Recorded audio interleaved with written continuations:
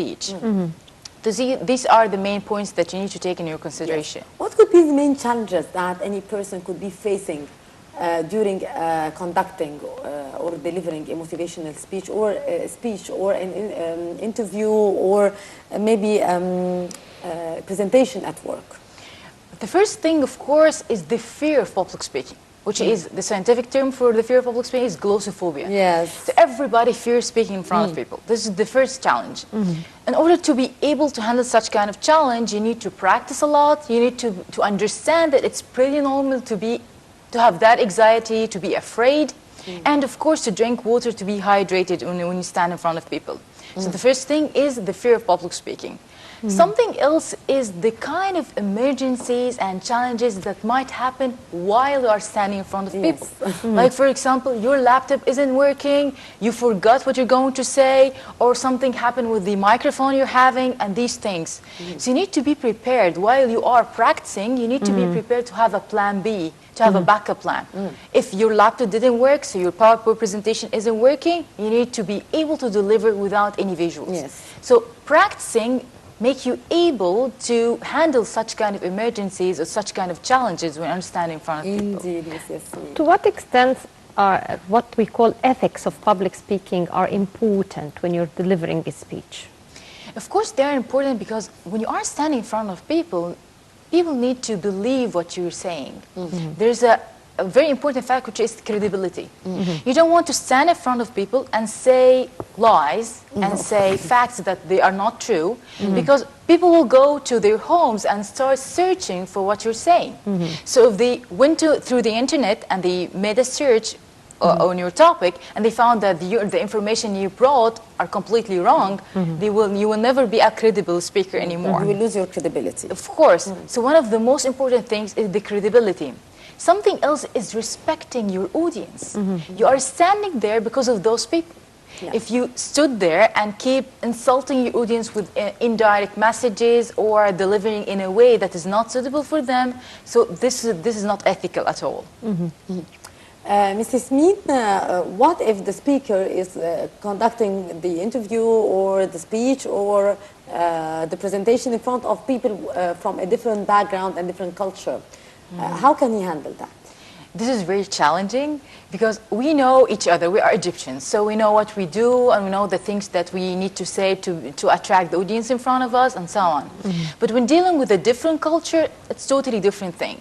So what you need to do, you need first to know to ask the organizer of the event or the conference, who are my audience?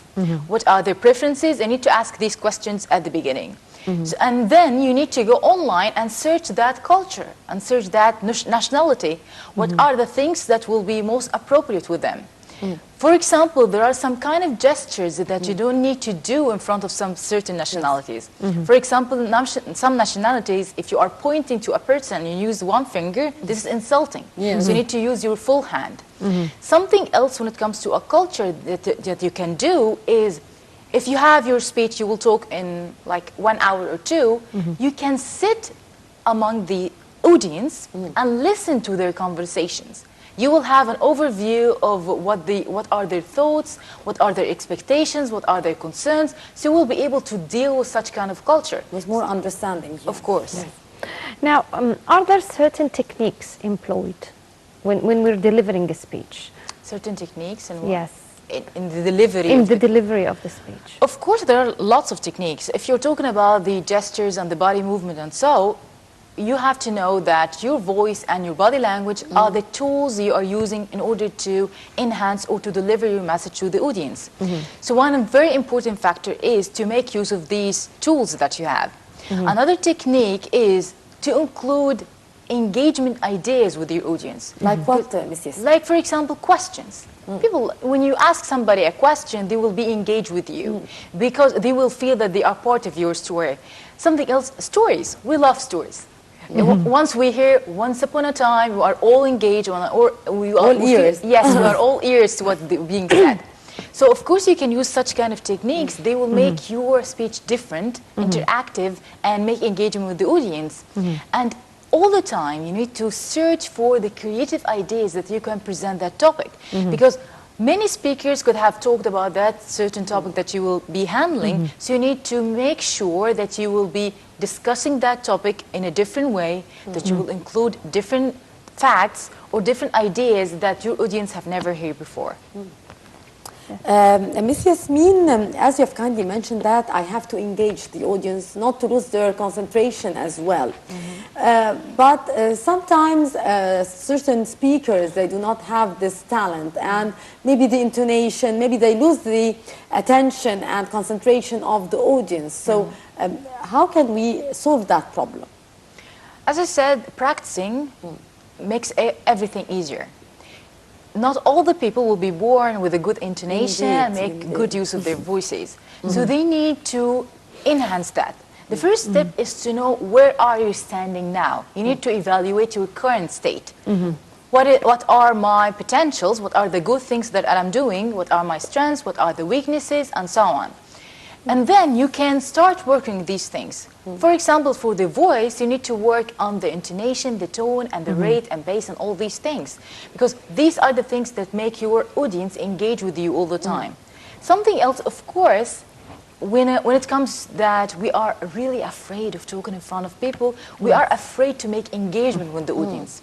But as a matter of fact, the more you engage with your audience, the more you will be relaxed. Indeed. This is why when we start our speech or presentation, we are so nervous, but once the audience smile or laugh or clap their hands on what we are saying, we feel more relaxed, that people like what we are saying, and so on. So for the people who are afraid of doing that, just give it a try, give it a shot. In your presentation or speech, ask a question or say a shocking fact so people will take that pause or laugh on what you're saying. Don't be afraid to do so. In a matter of fact, this will make you more relaxed and you will get more engagement with your audience. And of course, you can ask the people who attended your speech or presentations in evaluation form or one of your friends, what do you believe that I did good? You ask them these questions. What were the most engaging things that you believe that you saw in my presentation? So you keep enhancing your performance from now and then. Now, how can we deal with difficult questions? Oh, of course, difficult questions are very hard because, you know, we are dealing with the anxiety we are feeling, and now there's the tension of a hard question. Hard questions, there are two types of questions. The question that it is hard in itself, and the idea of it's a normal question, but the audience themselves are the hard ones. So the people who are asking the question have a stubborn mind or they have personal issues with you. You can face that. For hard questions, we need to know that it's totally okay. You don't have to know everything. The idea of I cannot say that I don't know that specific information or anything. It's totally okay. Nobody knows everything. So you can answer the part that you know, and then you can say, okay, this is a very excellent question. Let me check in order to give you the full information about that, and I'll get back to you. You know, I will need your contacts, and you take the contacts of the person and then get back to them. Or if you know that there's a very experienced person in that field who is attending your presentation, you can say, that is a great question. I know that Mr. Ahmed knows a lot about that. He can answer that question too. Yes. Unfortunately, Ms. Yasmine, we did run out of time, although, of course, the interview and the information are very interesting. Ms. Yasmine El Baz, our public speaking expert, thank you very much for your precious Thank you so much. Well, thank you very much, and that brings us to the end of today's episode of Breakfast Show. But before we wrap it up, I'd like to thank my colleague Mahesti Rabia. Thank you very much, Mahesti. Thank you very much, Rasha. And with that, our dear viewers, we come to the end of this edition of The Breakfast Show. Till tomorrow with another crew. So goodbye for now.